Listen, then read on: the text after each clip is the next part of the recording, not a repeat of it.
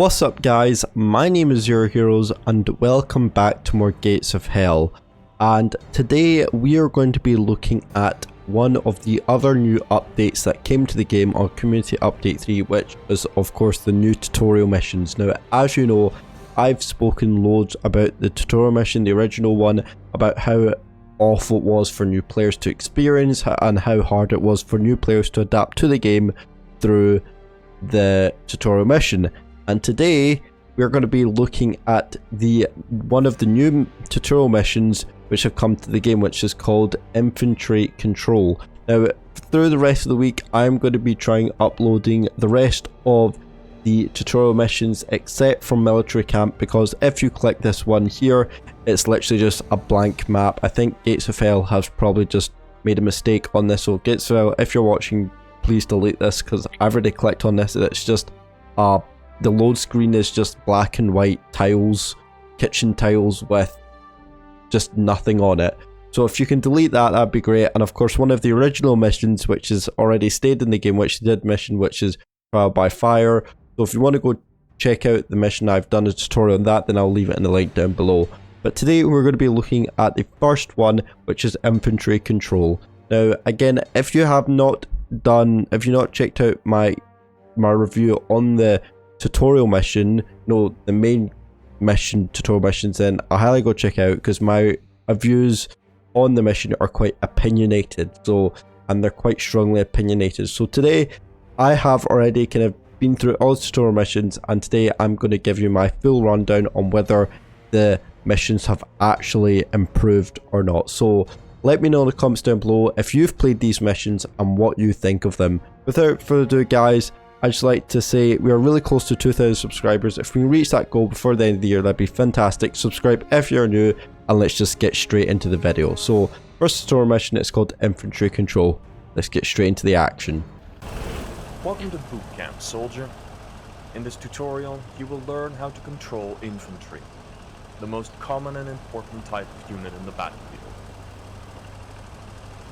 Alright guys, here we are. So welcome to the infantry tutorial. Now I would just like to say that how much better this is laid out just by the start, because as you know, with the original tutorial missions, you cannot control your units. Some cuts like this one can be skipped. To do so, press the continue button on the top right corner. Soldaten, welcome to the Ostfront. You are now in the front line.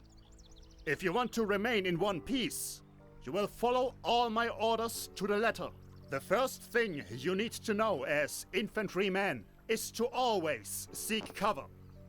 In the open, you are vulnerable. Cover improves your survivability and your aim. Now, take cover behind the sandbags. So guys, as you can see here, as I was rudely interrupted, can I just quickly say how much better it is through, actually section it differently, which is absolutely amazing. So big props to Gates of Hell for that.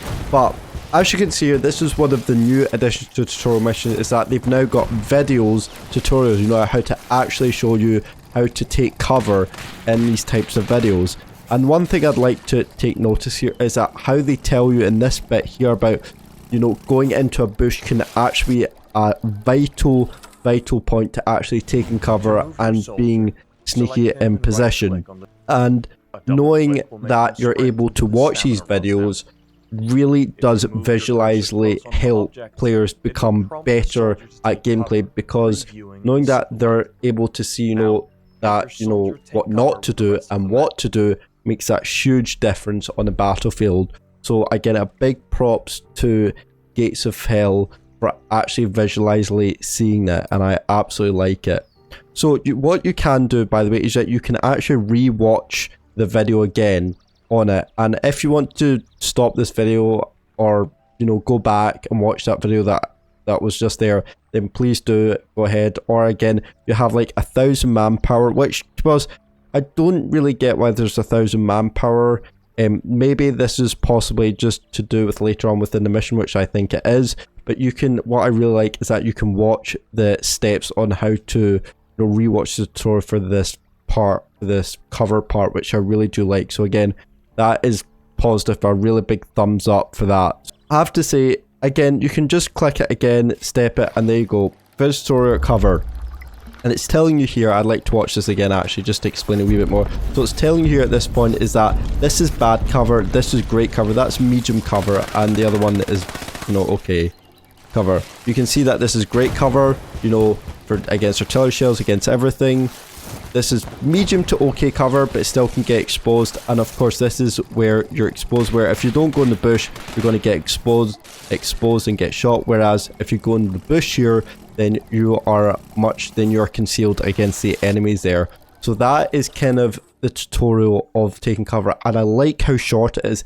They explain it in a very short and simple way, which I really like, and it's good for players because, as you know, the original tutorial mission just took forever for players to learn. So I really do like how short it is and how simple it is. But one thing I would like to see them do is actually add a voiceover to that tutorial mission. I know there's already voiceovers at the start of the missions where they'll ask you to do certain tasks and do, you know, those little cutscenes, but if we can actually get voiceovers during those little video tutorials, that would also be great as well. So first of all, you're going to get your soldier here, and you're going to tell him to go into cover here. Now, as you know, this is orange cover, so this was like medium cover. Done. You should always move your troops from one cover to the next. So this is now camera control.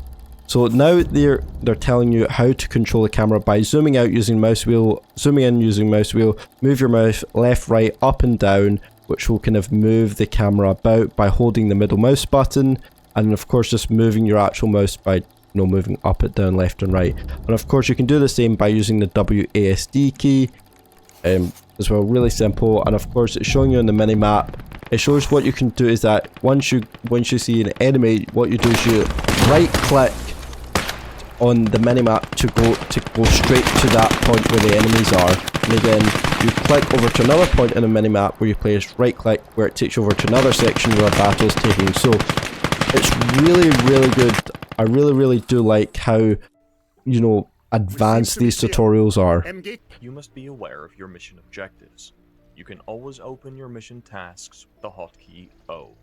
Yeah, something that is actually really key that I'm glad they've actually mentioned it is by pressing 0. This allows you, or sorry, pressing O, this allows you to look at your mission objectives, and it allows you also to click on it, and it shows you where your mission is to be. So yeah, at any point, if you go on your minimap, I'll zoom it in. You can see if you want to, you can see I'm all the way down here. If you want to go where that position is, you right click, and it takes you just straight up to that point. And again, I really like this because it goes into so much detail, not just about the infantry, even though it said infantry tutorial, it shows you about camera movements as well, which is something which I thought would actually never been in this section. So again, a big thumbs up from me here. So this is infantry control. So this tells you now a wee bit how to actually directly control it. So this is called strategy. So allows you click on the soldier, and you basically you right click on the enemies to shoot it.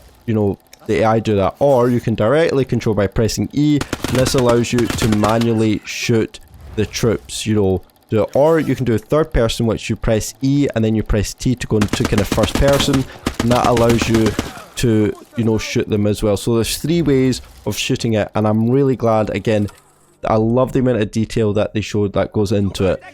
So as you can see that at this point, it's kind of giving you a clue of what type of control to use for your troop here, because you only get control of one soldier. So you can either right click, as I said, on one of the options where the AI will shoot it automatically. You can either press E, where, you know, you can kind of, again, directly control it, but you're using, you know, more of a third person view. Or what you could do is you press E and then press T, and this allows you to go into first person. So this allows you to, you know, really probably get a good shot at the infantry. So at this point, now they're going to tell you about how to throw a grenade, which again kind of gives you that hint of the objective. And if I'm not correct, a tutorial mission should coming up about grenades. So again, this is the point where you click your guy, you left click, and you press either F1 or you just click at the bottom there, and you press left click, and you basically just throw it multiple times at the enemy. Or what you can do is you press F2 and you try and aim for the weak point of a tank, which is at the engine, or you press F3 for smoke, which will give your guys some cover for sneaking through. As you can see that 2 of your guys are already down because, you know, because he didn't have smoke, but now that the guy has smoke, he's able to kill off the tank quite easily. Or you can press E to manually control it and press left mouse to switch to grenade, and then left mouse to throw it, and just like that, they're dead. Again, the way I'm probably explaining it is far too fast, but approach the MG nest carefully. But this is where, you know, an actual voiceover for that tutorial would have been better. Okay, so something that I don't quite like about that tutorial mission there is that they didn't tell you how to switch a grenade when you're in first person. So you see you're in first person here. They didn't tell you to what you're gonna have to do is, if depending which mouse you have, I have a Logitech G something, I forgot, G24, I'll put maybe the name on it on the screen, but basically I am clicking the, I don't know if you can see it there, but I'm clicking where my mouse is. I know my mouse is in black, but basically this button here, and this allows me to change to the grenade, and that is how you change your grenade from your main gun, primary weapon, to a grenade, and that is something that it doesn't tell you in the tutorial mission. So something I would have liked maybe Gates of Hell to add there into that tutorial mission, but as you can see, they did not add that. And again, you can also kind of cook your grenade, time it well, which it did tell you there. So what if you want to cook a grenade, all you have to do is you go up to it and you hold, once you have your grenade, you'll hold left click for a wee bit, and you'll see a timer to start to run down a wee bit, and once the timer has run down a wee bit, then you throw it roughly about 2 seconds or 2 bars. So you can see that the grenade, you see that I am now roughly in proximity of the MG. What you want to do, again, if you want to just automatically throw it, then press left click, although the problem with that is that's 4 seconds, and that gives your the enemy infantry enough time to run away. All you want to do is cook it, so you hold left click, you wait for that little timer you see there, roughly throw it now. They had about 2 seconds there, and they wouldn't have reacted in time, so that's why I would always recommend that you time it, your grenade, or cook it before you throw it, because they don't have any time, the enemy don't have any time to react to your grenade. So this is now inventory. So what you want to do is you can either press the bottom left hand screen, which I've never done, or just press I, which is for inventory. It's a lot easier for people, and you can see that you have all your, you know, your inventories, your stuff for your men, basically all the stuff here that your infantry needs: a gun, ammo, medpack. All you have to do is either press that little magnifying glass at the bottom, or press X, and from here you can see that this is your inventories inventory, and this is it. Truck's inventory, and all you need to do if you want to drag stuff over, you press left click and you drag it from the truck to over to the position. And then if you want to see dead bodies, you know, you press V, and this allows you to show you the dead bodies that your infantry has killed. And you can see if you want to just view or hover over the dead bodies or get some ammo from a dead body, you press X, hover over the dead body, and that allows you to view the dead body's infantry. If you press C, this allows you to see all guns that have been dropped by allies and by enemy when they've been shot or killed.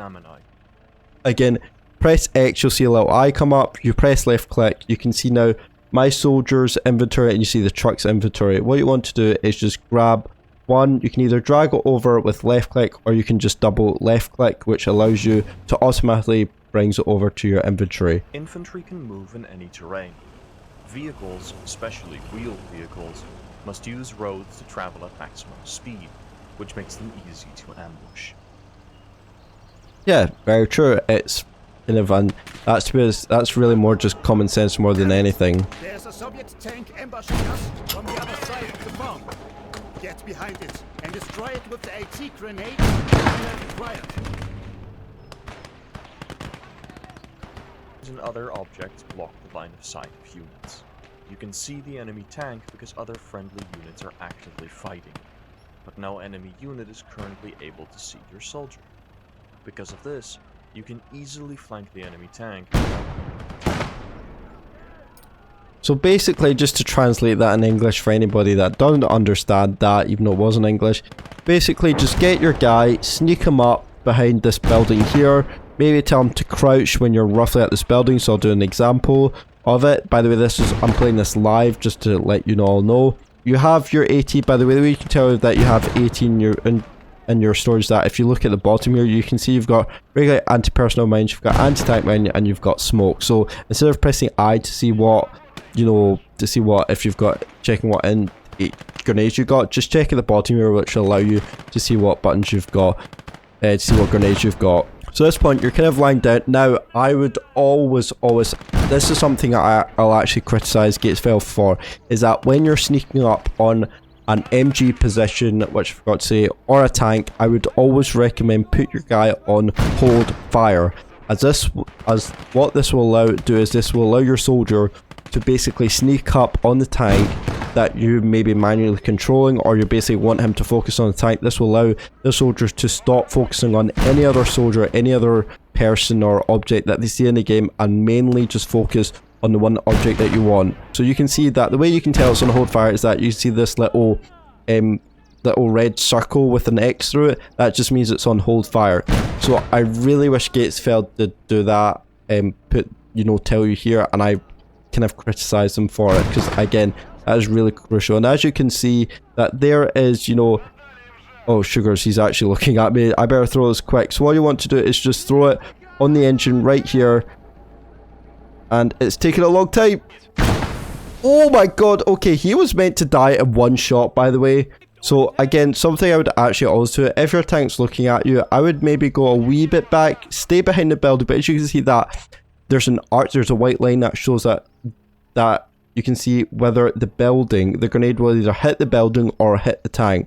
You can see that I've stepped back behind the building, but I've not been exposed by the tank. So there you go, I'm able to give it a good throw, and there you go, it's done. So that's something I would always recommend, is stick behind the building, and if your infantry is in range of a tank, keep him behind any sort of building or stuff that keeps him covered from getting shot. And at that point, if you have the range, manually control him, as this will allow you to see the white line, whether he's actually able to throw the grenade over the building or not. So just a wee tip for you there.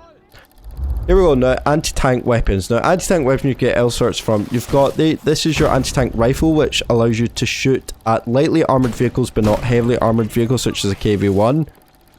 You've got the normal RPG, which allows you to take out tanks like a T-34 or a Panzer IV. So there you go, it's exposed. And then you've got the main big RPG with that big sign, which allows you to take out tanks like the IS-2, KV-1, as you can see, or you can use a flamethrower, which allow you to, set it flame, but it's telling you not to aim it at the front. Aim your flamethrower at the engine, as this is where it'll most likely catch fire and burn your crew. And just like that, that's how you deal with tanks with different anti-tank weapons. I know flamethrowers don't count, but you get my point. So at this point, you would probably want to use an anti-tank rifle, as it is a lightly armored vehicle. So again, this is where a really voiceover would help. Turn that armored car into Swiss cheese. So believe it or not, at this point, when I did this first time, it actually took me a while to kill this thing. But as you can see that there's a little 27 in their screen, that means I'm easily able to penetrate it. If it was red, that means there would be no chance of penetrating it. So as you can see, I'm going to penetrate it from the front. As you can see, I'm already starting to take effect to it. The crew is stunned.